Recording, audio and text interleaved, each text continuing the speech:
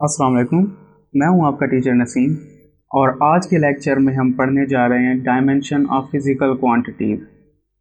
इससे पिछले लेक्चर में हम देख चुके थे कि फिज़िकल क्वांटिटीज़ क्या होती हैं और इनके यूनिट्स क्या होते हैं। आज हम देखेंगे डायमेंशन ऑफ फिज़िकल क्वांटिटीज़ क्या है। किसी भी बेस क्वांटिटी के सैम्पल को स्क्वायर ब्रैकेट के फॉर्म में रिप्रेजेंट करवाने को हम डायमेंशन का नाम देते हैं।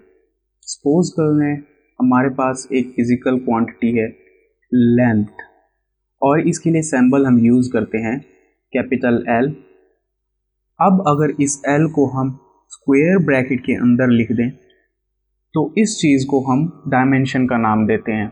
स्टूडेंट्स, हम जानते हैं कि 7 बेस क्वांटिटीज़ हैं टोटल और हर बेस क्वांटिटी को रिप्रेजेंट करवाने के लिए एक डायमेंशन है। तो टोटल डायमेंशन की तादाद भी कितनी हो जाएगी? 7। तो आइए पहले उन 7 डायमेंशन को देख लेते हैं। लेंथ का जिक्र तो हमने पहले कर दिया, अब बाकी के 6 डायमेंशन को देख लेते हैं। लेंथ के अलावा बेस क्वांटिटी क्या होती है? मास, टाइम, टेम्परेचर और अमाउंट ऑफ सब्सटेंस,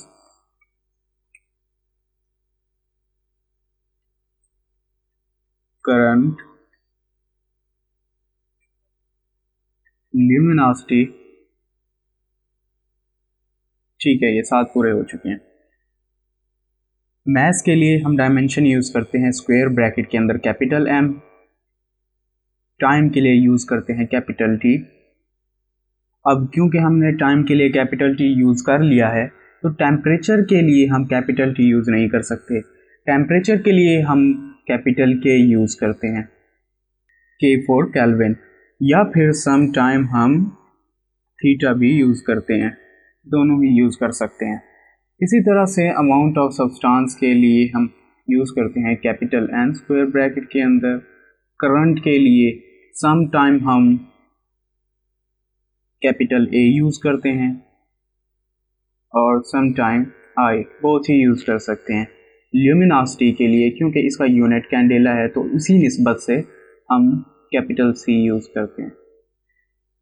लेकिन हमारे काम की सिर्फ ये 3 डायमेंशन है। ये 3 डायमेंशन आपको अच्छे से याद होने चाहिए।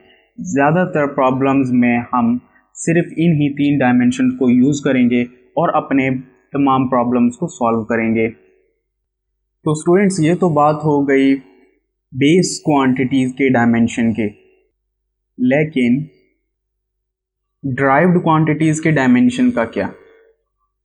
तो स्टूडेंट्स, ड्राइव्ड क्वांटिटीज़ के डायमेंशन को हम इन्हीं बेस क्वांटिटी की डायमेंशन से कैलकुलेट करते हैं। कैसे? आइए देखते हैं। आइए स्टार्ट करते हैं वेलोसिटी से। वेलोसिटी का फार्मूला क्या होता है हम सब जानते हैं, डिस्प्लेसमेंट ओवर टाइम या डिस्टेंस ओवर टाइम। अब क्योंकि स्टूडेंट्स डिस्टेंस हम लेंथ में मेजर करते हैं और उसके लिए डायमेंशन हम क्या यूज़ करते हैं, इससे पहले हमने डिस्कस कर लिया है कि इसके लिए हम कैपिटल एल स्क्वायर ब्रैकेट के अंदर यूज़ करते हैं और टाइम के लिए क्या यूज़ करते हैं, कैपिटल टी। मैं अगर इसको अब सिंप्लीफाई करके लिखूं तो इसे कुछ इस तरह से लिखा जा सकता है, L T inverse L T minus 1। ये हमारे पास निकल आ गई वेलोसिटी की डायमेंशन। इसी तरह से आइए एक्सेलरेशन को देखते हैं।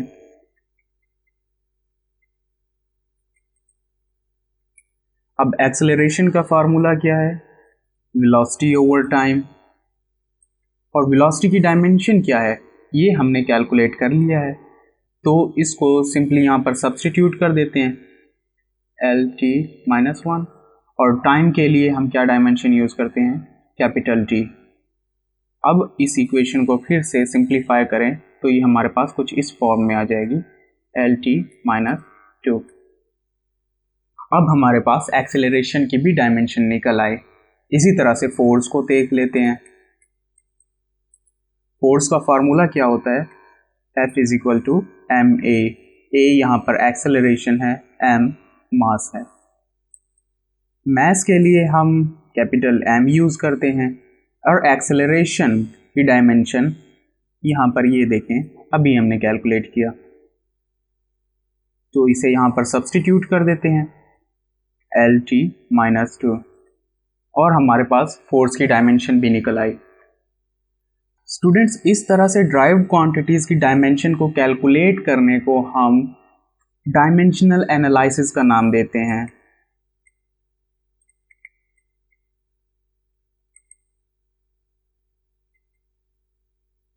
क्या नाम देते हैं? Dimensional analysis. अच्छा, हमने यहां तक तो देख लिया कि डायमेंशनल एनालिसिस हम करते कैसे हैं, लेकिन असल सवाल ये नहीं है कि डायमेंशनल एनालिसिस हम करते कैसे हैं। सवाल तो ये है कि हम इसे करते क्यों हैं। तो इसकी दो रीजंस हैं। सबसे पहले रीजन तो ये क्या हम इससे किसी भी इक्वेशन की होमोजेनिटी चेक करते हैं। क्या चेक करते हैं?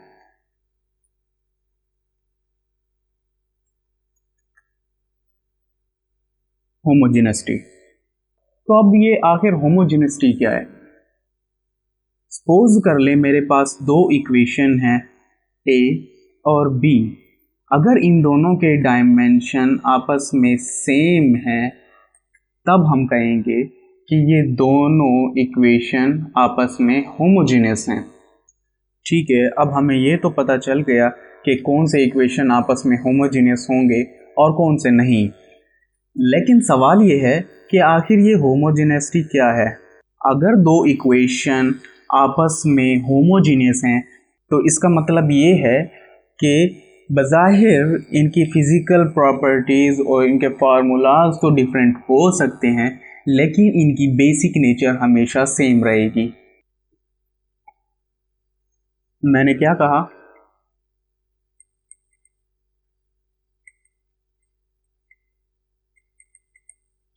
फिजिकल प्रॉपर्टीज तो डिफरेंट हो सकती हैं, लेकिन बेसिक नेचर हमेशा सेम रहेगी। अब आखिर इस बात का मतलब क्या है? तो आइए इसको एक एग्जांपल से समझते हैं। मान लीजिए हमारे पास दो इक्वेशन है। एक इक्वेशन है काइनेटिक एनर्जी की और एक इक्वेशन है वर्क डन। ठीक है, अब हमें पता है काइनेटिक एनर्जी का फार्मूला क्या है, 1/2 mv², राइट। और वर्क डन का क्या फार्मूला है, फोर्स इनटू डिस्प्लेसमेंट। देखें, अब काइनेटिक एनर्जी और वर्क डन बज़ाहिर दोनों डिफरेंट चीज़ें हैं, इनके फार्मूलाज भी डिफरेंट हैं। काइनेटिक एनर्जी किसी भी मूविंग बॉडी की एनर्जी होती है जो वो पोजेस कर रही होती है ड्यूरिंग इट्स मोशन, जबकि वर्क डन एक डिफरेंट चीज़ है और इनके फार्मूलाज भी डिफरेंट हैं, जैसे कि आप देख सकते हैं। तो आइए इनका एक एक करके डायमेंशन कैलकुलेट करते हैं। स्टूडेंट्स, याद रखना हमेशा कि कांस्टेंट वैल्यू की डायमेंशन नहीं होती। यहाँ पर 1/2 कांस्टेंट वैल्यू है, लिहाजा इसकी कोई डायमेंशन नहीं है। डायमेंशन होगी यहाँ पर मास की और वेलोसिटी की। तो मास के लिए हम क्या डायमेंशन यूज़ करते हैं, कैपिटल M।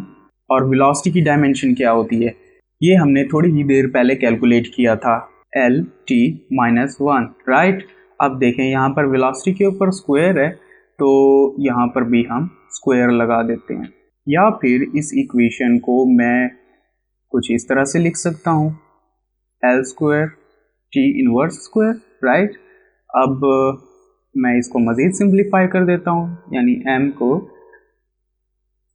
यानी इन दोनों इक्वेशन को कंबाइन कर देते हैं, तो ये कुछ इस तरह से हो जाएगा mL² T-2, राइट। तो हमारे पास काइनेटिक एनर्जी की डायमेंशन निकल आई। आइए अब चलते हैं वर्क डन की तरफ। फोर्स की क्या डायमेंशन होती है, इसको भी हमने अभी थोड़ी ही देर पहले कैलकुलेट किया था। फोर्स की डायमेंशन होती है mLT-2, राइट। और D stand for displacement, right. तो इसके लिए हम जो डायमेंशन यूज़ करते हैं वो है कैपिटल L स्क्वायर ब्रैकेट के अंदर। अब अगर इस इक्वेशन को मैं सिंप्लीफाई कर दूं तो ये हमारे पास कुछ इस फॉर्म में आ जाएगा L² T-2।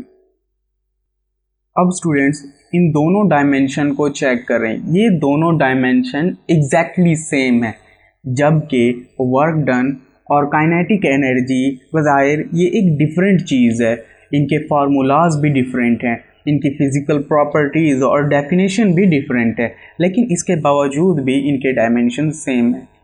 तो इसका मतलब ये है कि इनकी बेसिक नेचर सेम है और इनकी बेसिक नेचर एनर्जी है। अगर आप नोट करें तो काइनेटिक एनर्जी के लिए हम क्या यूनिट यूज़ करते हैं, जाउल, राइट, और वर्क डन के लिए क्या यूनिट यूज़ करते हैं, एग्जैक्टली इसके लिए भी हम जाउल यूज़ करते हैं। तो आपने देखा कि किस तरह से डायमेंशनल एनालिसिस हमारे लिए हेल्पफुल है। अब अगर बात डायमेंशनल एनालिसिस के दूसरे यूज़ की जाए तो इसको हम किसी भी इक्वेशन को चेक करने के लिए यूज़ कर सकते हैं। सपोज़ करें आपने एक बहुत ही लंबी चौड़ी इक्वेशन कैलकुलेट की है और आपने एक एंड रिज़ल्ट निकाल लिया है। अब आप कैसे चेक करेंगे कि आपने जो भी रिज़ल्ट ड्राइव किया है वो ठीक है या नहीं है। हम उस इक्वेशन की लेफ़्ट हैंड साइड और राइट हैंड साइड के डायमेंशन को कैलकुलेट करते हैं और उनको मैच करते हैं। अगर वो दोनों डायमेंशंस आपस में सेम हैं तो इसका मतलब ये है कि हमने जो भी इक्वेशन ड्राइव किया है वो 100% ठीक है। तो स्टूडेंट्स ये था आज का लेक्चर, और आज के लेक्चर में हमने देखा कि डायमेंशनल एनालिसिस क्या होते हैं और इसे हम क्यों यूज़ करते हैं। स्टूडेंट्स अगर आपका कोई भी सवाल हो तो आप नीचे कमेंट बॉक्स में कमेंट करके पूछ सकते हैं। आज के लेक्चर के लिए बस इतना ही, मिलते हैं इंशाल्लाह अगले लेक्चर में। अल्लाह हाफिज़।